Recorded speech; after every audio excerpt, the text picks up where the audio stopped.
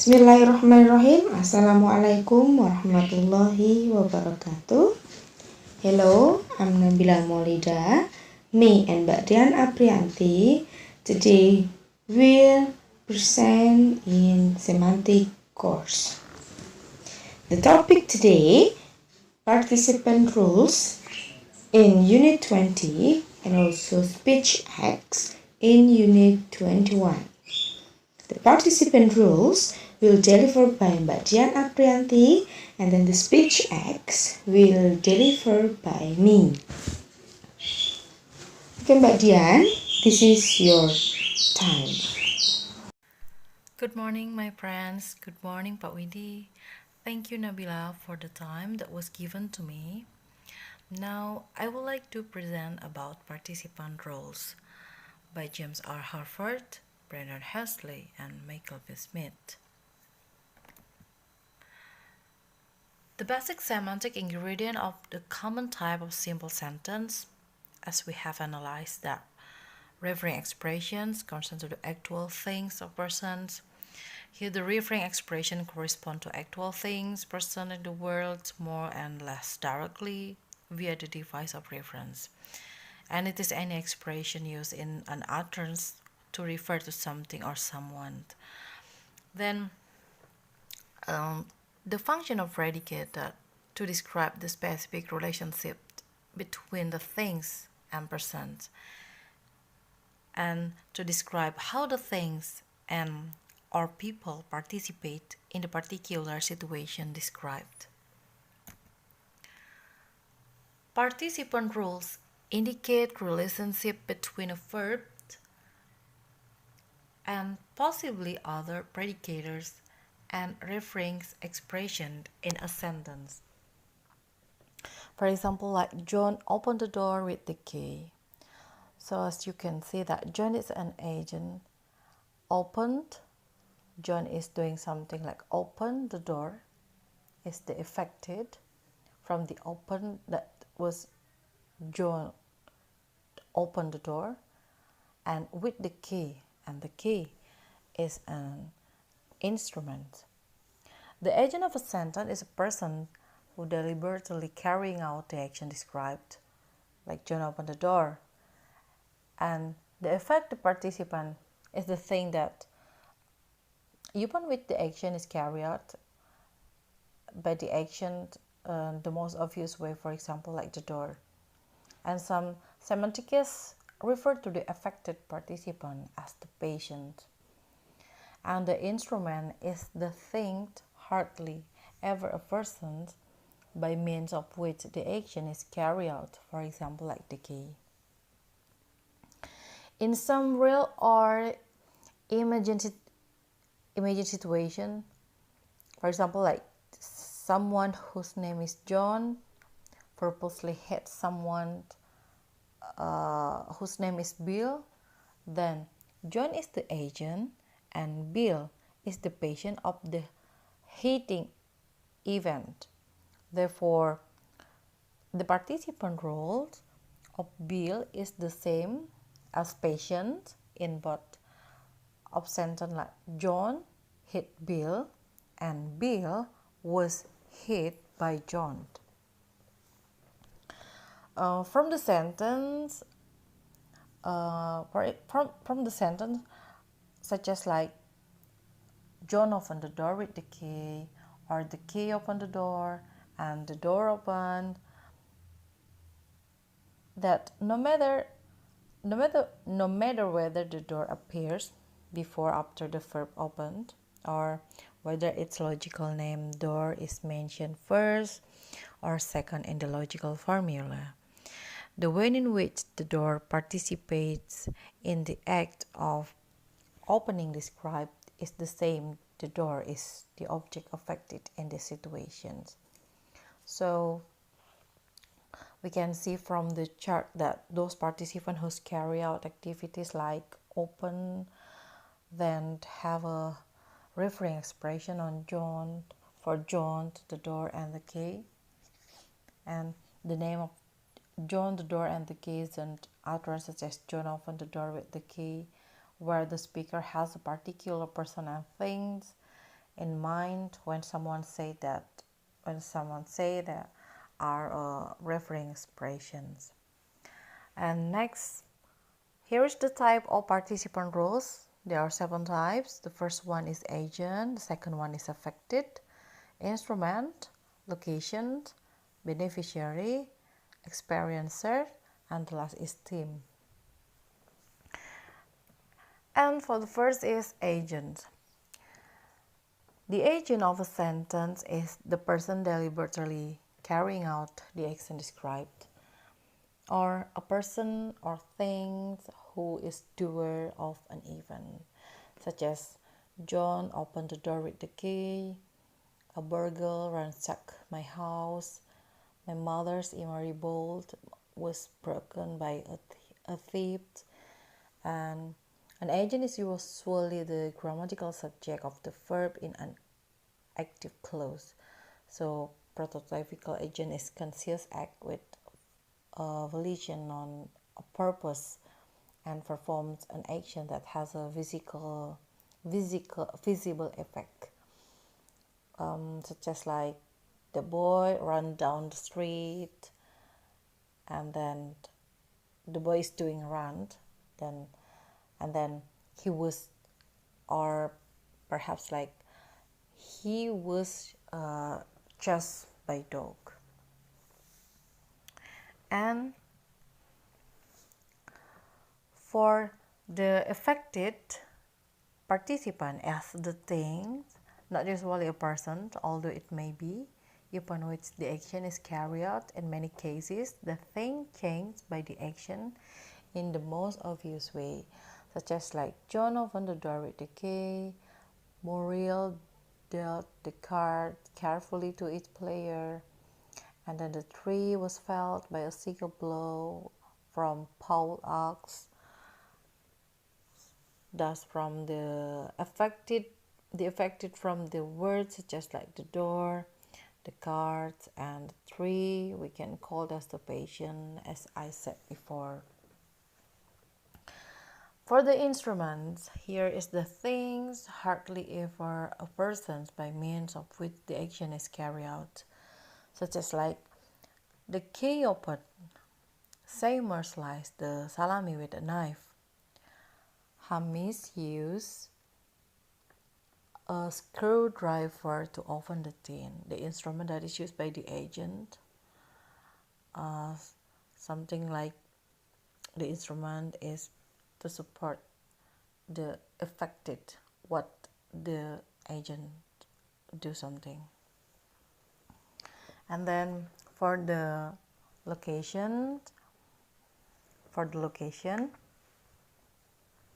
the role of location is played by any expression referring to the place where the action described by a sentence takes place. For example, like Caesar was assassinated in Rome, I'm meeting Vic at Waverly Station, and Tallahassee in humid summer. So Roma and Waverly Station, Tallahassee is the location that is used by the agent to doing something. And next is beneficiary.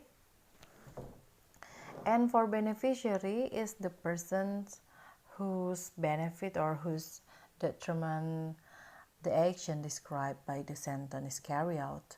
It is usually assumed that the beneficiary, if mentioned, is distinct from both the agent and the affected. So the word beneficiary, as used in semantic theory, has a spatial technical sense that differs from the way it is used in everyday English. It is clear from the fact that the beneficiary of an action might not always be positively affected by that action, but could be negatively affected depending on the action in question. Or we can say that beneficiary is the semantic rule of a reference, which is advantaged or perhaps disadvantaged by an event. For example, like Kate gave Jill a replica of the Venus de Milo, Alan was sent a special offer from the Reader Digest, or Glenn bought a microcomputer for his sons. So from those sentences are clear that Jill, Alan, and Glenn's sons as a beneficiary who received the benefit of what they have given. And such as other example, John sold the car for a friend or for his friend. Here it is clear that his friend as beneficiary of the car that John has sold. In other words, John's friend is the person who received an advantage. And for the next is the experiencer.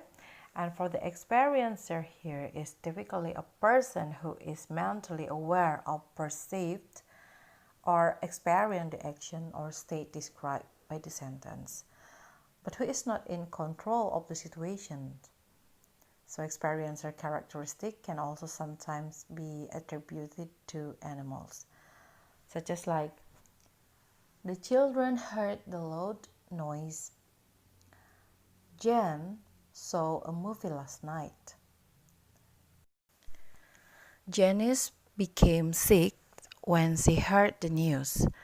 The thunder was heard by everyone. So the children, Jane, Janice, and everyone who just have experience and do not control of the situation. Then experiencer is the semantic role of an entity or referent which received, accepts, experiences, or undergoes the effect of an action. Normally, an experience is an entity that receives a sensory impression, or in some other way is the locus of some event or activity that involved neither volition nor a change of state, such as like he was scared.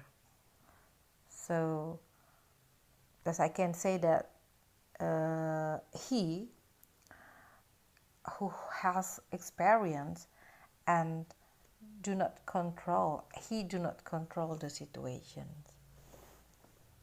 Next is team.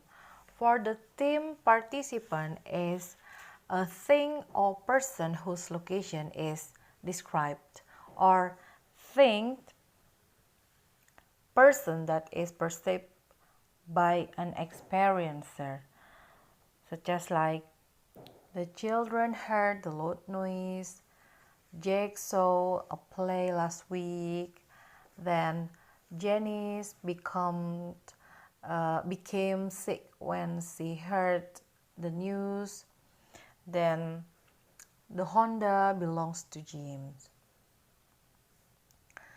And then for the next is grammatical position in the sentence. There are three, consists of three. The first one is subject position. It is preceding main verb, such as like John opened the door with the key. The worker moved the beam with a crane. As you can see that John, the worker, is a subject position. Then for the object position is immediately following the main verbs, such as like John opened the door with the key, and the worker moved the beam with a crane. So the door and the beam is the object position there. And for complement positions after the verb but not immediately, often after prepositions. For example, like John opened the door with the key, and the worker moved the beam with a crane. That's the complement position with the key and with a crane.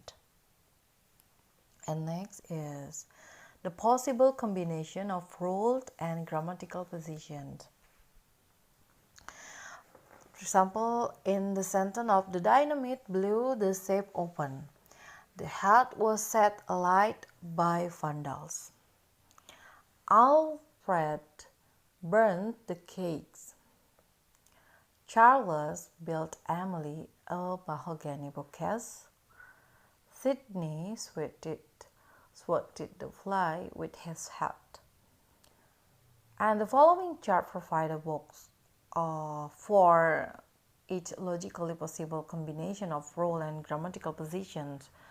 For instance, the top left-hand box corresponds to the occurrence of an agent in subject positions, such as like agent for the subject position is Alfred, Charles, and Sydney, and for the complement is vandals. And for affected for the subject position is the hat, and for the object position is the safe open, the cakes, and the fly. And for the complement is mahogany bookcase. For the instrument, the subject position is the dynamite, as you can see from the first sentence. And for the complement is for the last sentence, there is hat. Then next is role frame of a verb.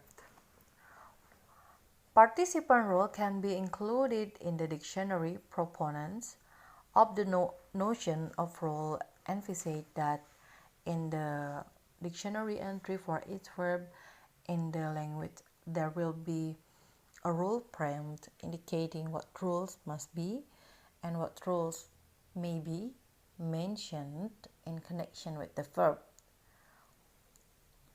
such as like open as agent, affected, and instrument. This is part of dictionary entry for the verb open, and the parentheses indicate that the rules found within them, agent and instrument, are optional with this verb, and the role not enclosed by parentheses, affected, is obligatory. For example, when describing some act of opening, one must mention what gets opened, and one may also mention who did the opening and what he did with. In the sentence of John opened the door, the key opened the door, and the door opened. So the door is mentioned in all three sentences, but John and the key are not mentioned in all three sentences. Now, this is the last of this presentation. Here is the conclusion of the participant roles. Participant role adds a new dimension to the study of sense relations. Participant roles indicate relationships between a verb and possibly other predicators, and the referring expressions in a sentence, which was illustrated a number of such roles that have been explained. Those are agent, affected, instrument, location, beneficiary, experiencer, and team. Here is the reference that I used to presentation and this presentation.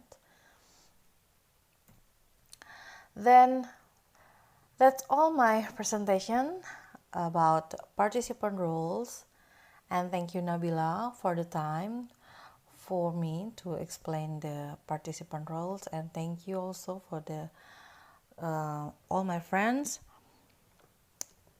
and for Pak Widi. Now Nabila, this is your time to present. Time is yours, Nabila. Thank you. Thank you, Mbak Dian, for the time. We will continue to the next chapter in the interpersonal and non-literal meaning. For the unit 1 is speech acts. The first lesson overview today, speech acts as an act of assertions, descriptive fallacy, performative utterance, constitutive utterance, and then the performative verb. What is speech act theory? Speech act theory, a philosophical explanation of the nature of linguistic communication. It aims to answer what do we do when using language, by John Austin. And then the act of assertion. Act of assertion is carried when a speaker utters a declarative sentence, which can be either true or false, and undertakes a certain responsibility or commitment to hear that a particular state of affairs or situations exists in the world.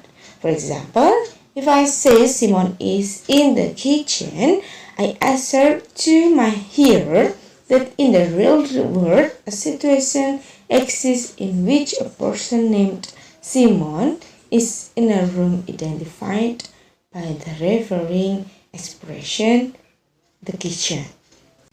Descriptive fallacy. Descriptive fallacy is a view that the sole purpose of making assertion is to describe some state of affairs. Uttering Simon in the kitchen would be describe a particular state of affairs and nothing more. The descriptive fallacy view is not wholly wrong. An element of description is involved in many utterances, but description is not indelicate. It only for its own sake. There is usually a more basic purpose behind an utterance. Then we know that about performative utterance. The performative utterance is one that actually describes the act that it performs. In example, it performs some act and simultaneously describes the act. Then the example is, I promise to repay you tomorrow. It's performative because in saying it, the speaker actually does what the utterance describes. The example, he promises to repay the hearer the next day. That is, the utterance describes and is a promise. By contrast, the utterance, John promised to repay me tomorrow.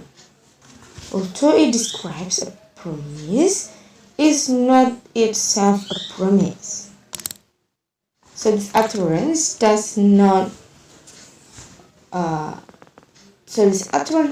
simultaneously do what it describes, and is therefore not a performative utterance.